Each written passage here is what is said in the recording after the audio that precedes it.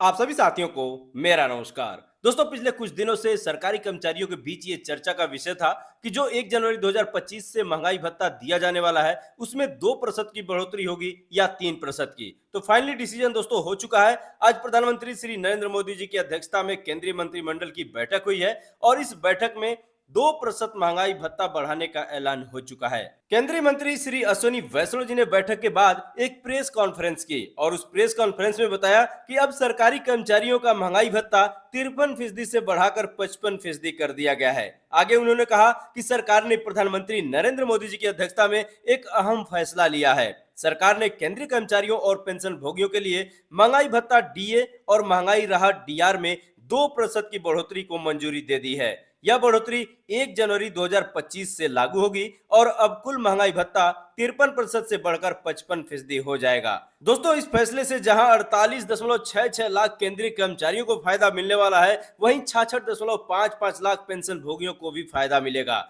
सरकार के इस फैसले से हर साल 6,614.04 करोड़ रुपए का अतिरिक्त बोझ पड़ेगा। यह बढ़ोतरी 7वें वेतन आयोग की सिफारिशों के अनुसार की गई है। अब दोस्तों, स्वाभाविक सी बात है कि आपके मन में भी ये सवाल उठ रहा होगा कि ये जो 2% महंगाई भत्ते में बढ़ोतरी की जाएगी तो आपके वेतन में कितने रुपए की वृद्धि हो जाएगी। तो आइए एक सरल उदाहरण से समझते हैं, जिससे आप भी आसानी से गणना कर पाएंगे कि आपके वेतन में इस 2% के महंगाई भत्ते के बढ़ने से आपका वेतन कितना बढ़ जाएगा। तो आइए इस उदाहरण को देख लेते हैं।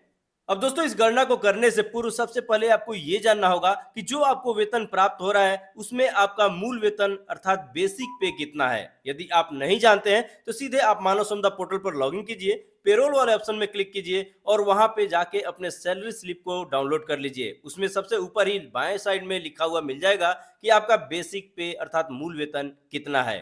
फिर आसानी से आप इसकी गणना कर पाएंगे। तो आइए हम उदाहरण स्वरूप मान लेते हैं कि आपका मूल वेतन 50,000 रुपए है और 2% की बढ़ोतरी हुई है। तो ऐसे में 50,000 में 2 का गुणा करके और 100 का भाग लगा दीजिए, तो यहाँ पे आपको प्राप्त होगा 1,000 रुपए। अर्थात यदि आपका मूल वेतन 50,000 रुपए है तो इस तरह से 2% की बढ़ोतरी आपके महंगाई भत्ते में होगी तो 1,000 रुपए का इजाफा होगा।